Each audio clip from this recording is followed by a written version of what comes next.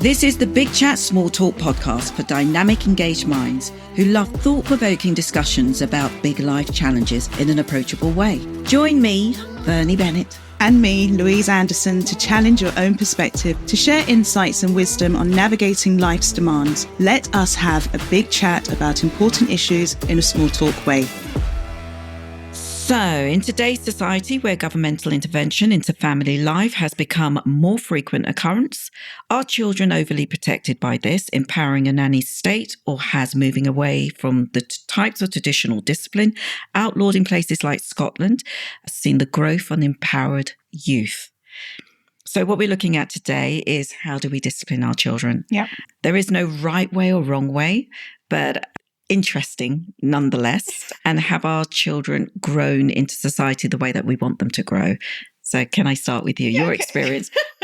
So maybe experience of your grandparents, your parents, and then you. Okay. So I would say the way I feel about being a mother now of young children, I do feel like parents are a bit afraid on how to discipline their children. I think we're in a better place of understanding child psychology. I mean, there's books galore about how to understand your child, how to interpret their emotions, parenting skills. There's so much body of work out there, way more than what our own parents and grandparents would have had. You know, when I grew up, the generation of my grandparents would say, we were disciplined the Victorian way. What does that mean? Like beaten with a stick and starved, and made to stand in a pot of red ants, Oh my God. Stuff. Yeah. That was corporal punishment. Okay, not to that extreme all the time. But what I mean is that how I think parents now are just very conscientious about what other people think when it comes to disciplining their children. When you say discipline, what definition would you place on that? As in, what are you expecting? So I look at disciplining a way to try and, train, coach, nurture my children to be able to exist within society in a way that is respectable to themselves, to me, and to others, respecting their home and respecting the boundaries that need to be set. Not saying I get it perfect all the time, but that's how I see discipline. And also for them to be prepared for harsh times. Right. For times that are tough. Prepping them for what's to come. Prepping them for what's to come and prepping them and making them understand not everything's going to go your way. So you have to learn how to deal with it mentally, emotionally, and physically. Yeah. Yeah. So me looking online at the various different ways, because and I'll just tell you right now, in my household, there was only one way. But looking online at the various different ways in which a child can be brought around to a pattern of behavior that is deemed acceptable, morally acceptable. And we can debate morally in whose eyes. But so we've got positive reinforcement, gentle coaxing, setting clear boundaries, physical. And then there's the psychological chastisement or talking and reasoning. Now, I know for my daughter, she's like, I will spend forever sitting at a table having a discussion over why this is wrong and why she hadn't done what I've asked her to do within the time frame that I asked her to do when I asked her to do it. And she's like, Mum, please. She'd rather me just smack up the side of the head than sit and talk to me. But I've had it, the smack up the side of the head, and I've decided that's not the way for me going forward. I'm actually going to sit and actually get my children to reason with me, go through analytically why this is wrong, what the results are and the consequences. If I go back through my childhood, because I'm old enough to be in that age bracket where corporal punishment in school was occurring. So I was in a school where the girls got a slipper and the boys got a ruler. And my teacher, the headmaster, absolutely hilarious. Whenever anyone was going to be punished, you had the line of I just remember his classroom being at the very end of a corridor. And on the sides of the corridor were about 3 or 4 different classrooms. The doors were always open when there was going to be a punishment. And he would wind himself, literally walk from his head office down to the very end of the corridor so everybody knew what was coming. And he would gallop, and I do mean gallop, all the way down the corridor, and you would literally hear a resounding, like cat sound yelp from the child that had the slipper or the ruler. And I just go, that doesn't happen anymore. No. It can't happen anymore. It can't happen anymore. Yeah. But teachers are struggling in school. They are complaining that, how do they manage an unruly child in school? Now, I'm not advocating that because myself, I've even changed the way that I've decided to discipline my children. But are we going in the right direction? I think that's a question. What do you think? Well, this is the thing as well, because we live in a multicultural society. And disciplining a child has a lot of cultural connections. Okay. And with culture is the way that you've been raised to see the world and to relate to it. And part of that is going to be how you're disciplined. Yeah. Now, you and I both have friends from various different cultures, even with our own backgrounds as well. And we've definitely got our own stories. I remember growing up where you heard sayings, if you can't hear, you're going to feel.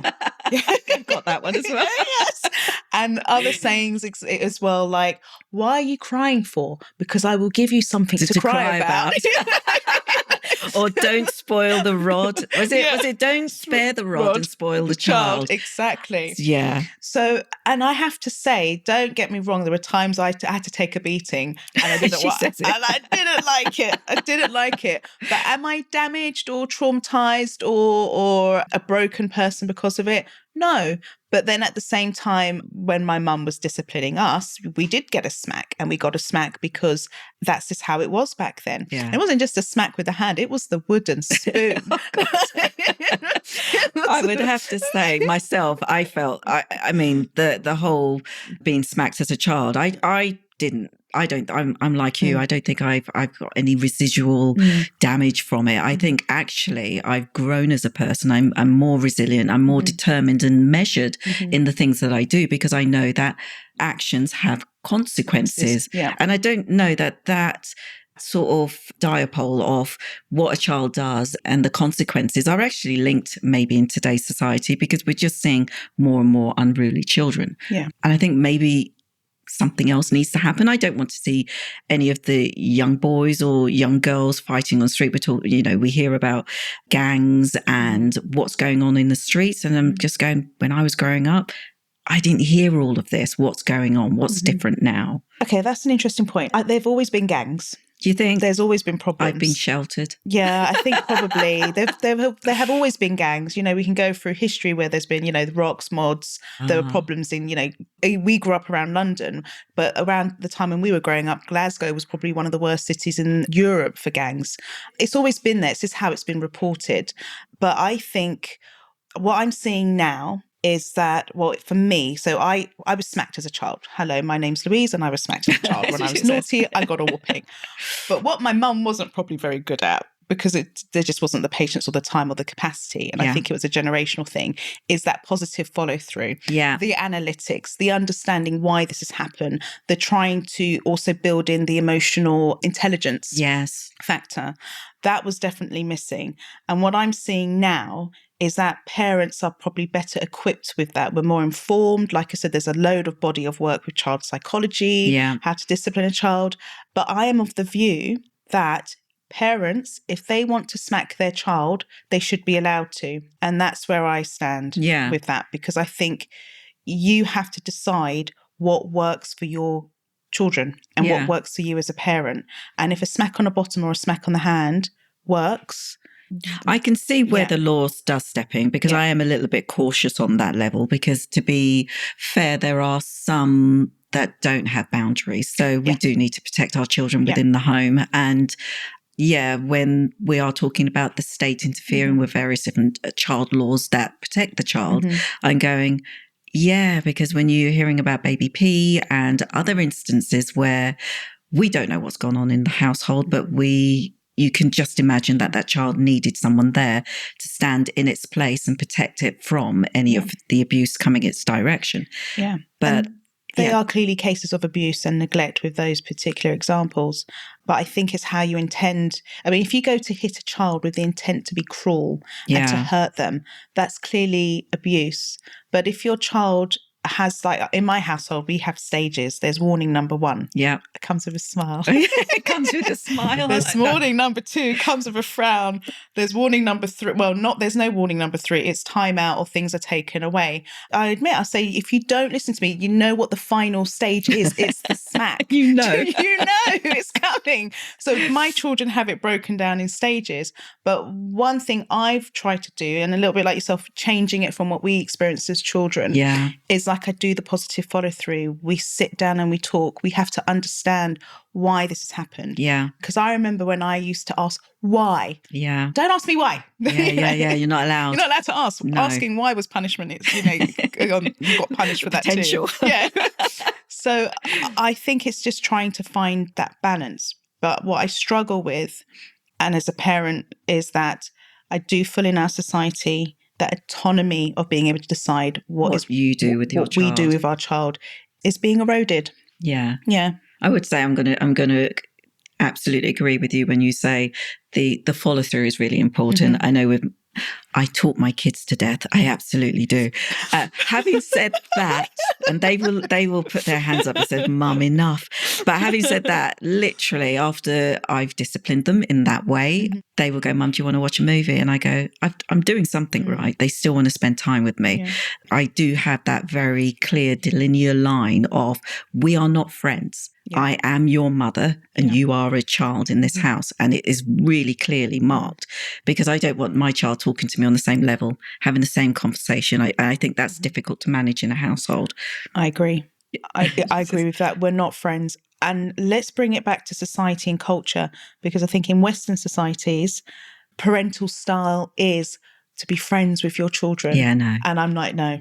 No, that's a no. We are friends, but there is the clear boundary of I'm mum, your child, and we have different roles in the household, and never think that you can talk to me in the same way that my husband might want to talk to me. Yeah.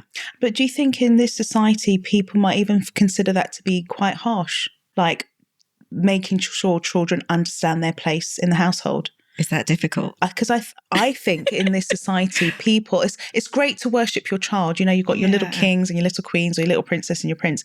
But I think, because I have made comments before and I've received frowns where I've said, my children need to listen to me. I'm not their friend. Yeah. When I say something, it goes. Otherwise, they're going to feel the wrath. Oh my God. That sounds really dangerous. I know it sounds dangerous. No, but do you know what I mean? I make it very, very clear we're not friends. And I have to say, I don't always get it perfect, because, you know, sometimes with kids and you're tired and you're just like, oh, just make my life easier. Here's the iPad. You know, we don't always get it perfect. But I think there is a bit of a difference in Western society when it comes to disciplining children, as opposed to other kind of cultures, like in terms of our backgrounds. Do you think it's because we don't have time? Because I think a smack is really quick. But in all honesty, if you've got time, you'll actually maybe go down the route that I do, which is just talk my kids to death. You've got the time. My kids know that if they haven't done a piece of homework that I've asked them to do, I've got time for you. Literally. I've got time for you today. Literally, we'll sit at that table and I don't care what time it ends, it will be done. And what they're learning is discipline. When something has a deadline to complete, it must be done. But I could easily have just gone smack, get it done, go upstairs. But actually just sitting with them takes a lot of time out on the parent. And with the speed in which we're living life, do you not think that's why sometimes someone will resort to a quick smack rather than the longer measure of talking, understanding what went wrong, or trying to help in a different way, going down one of the other? I mean, we looked at the other, coaxing a child to behave in a particular way, the setting clear boundaries that should be there at all times, or reinforcing positively, gently, those sorts of way of disciplining. I don't even think it's the quick smack solution. I think sometimes parents can't be bothered. Yeah, I think that's why the iPad comes out. Right. And that's probably why they give up. Yeah, they give up. And probably that's why we're seeing more unruly children, because it's not checked And it is because of pressures on parents when you're both working and you're tired. I mean, when I threaten to take the iPads away or the tablets, is that a meltdown? That's the meltdown. And in my head, I'm thinking, please listen to me, because I don't want to take it away from you. I've got to buy my site. I've got to buy like an hour or so to get the cooking done or to do the washing. Yeah. So, and I am begging them in my head, don't just listen to me, please. I don't want to take the iPad away from you. I think there is an element of that as well. We know that just smacking a child is not. It's not enough. It's not enough. You've got to follow through with whys and what's next. And possibly if you can avoid that, if that's like, to me, it'd be like the absolute last resort. But to be honest, and I do think it is age dependent as well. Yeah. Because if a child is 3, about to run into a road, that kind of reasoning I don't think works. They need to understand that that's short, sharp and swift. Yeah, absolutely. It needs to be a scream and it needs to be a pull, you know, no matter how aggressive it gets, and that's what you need to do instinctively. There's a danger there. I mean, you look at the wildlife programs and the animals do exactly that. You know, the lion roars and goes. I like that sound effects. But also there's something here as well, because when it comes to disciplining, is understanding the emotional side. And again, looking at different societies. So as you know, I had 2 children who went into the French education system. Yeah. And one thing I picked up on very quickly is how in the French system, so the continental system, they talk a lot about emotions and understanding your emotions and being aware of how your emotions can affect yourself and affect people. Right. And it was the kind of like critical thinking and the verbal reasoning kind of methods as well. And I don't remember seeing that with my eldest who went into the English system, well, the UK system from day dot. They didn't have a lot of that kind of stuff. Okay. So I did notice the difference with that. And even in... Do you think that was more effective? Yeah. Okay. Because it helped me as a parent too, to understand why my child is feeling the way that they're feeling, because I'm interpreting things as an adult with the body of experience and comfortability in my emotions where I'm at now. Whereas a child, when they're feeling stuff, they're bouncing off the walls like a trapped butterfly. Yeah. And they don't have any way or narrative to be able to understand it or interpret it. So, coming to the end. Do we think we've got the right balance in your home, in my home? What do you think? Coming from where it was, how we were growing up, to now how you have implemented it within your home. I think with us personally, just subjectively, I feel I have got a better balance. Whether it's the right balance, I don't know, because my children in 10 years' time may come back and tell me how damaged they are because of me. Well, mine's too. Exactly. We just don't know. I think I've got a better balance. I think I'm not saying anything against my mum, but I think what I've done is I've learned I've taken what she did with us. Yeah. And I've just tried to better it with filling the gaps that she wasn't able to back then. Yeah. Yeah. I'm going to say the same. While my mum, being a single mum, because my dad passed at a very young age, had to do what she had to do. To me, I don't think that I think I'm a better person for it. But while I'm not advocating that every child should be smacked, I think it should be left to a parent how they go about within measures, within clear guidelines of the law, how they go about disciplining their child. And I think there is more than one way. There is just not that one way of doing it. And every child is different. Yeah. And depending on the age of the child as well, how you approach it will be different. A teenager is definitely a talk. It's definitely taking in their views. They want to be heard. But yeah, this was interesting. This is absolutely brilliant. Thanks for listening to the Big Chat Small Talk with Bernie and Louise. Follow us on Instagram at Big Chat Small Talk.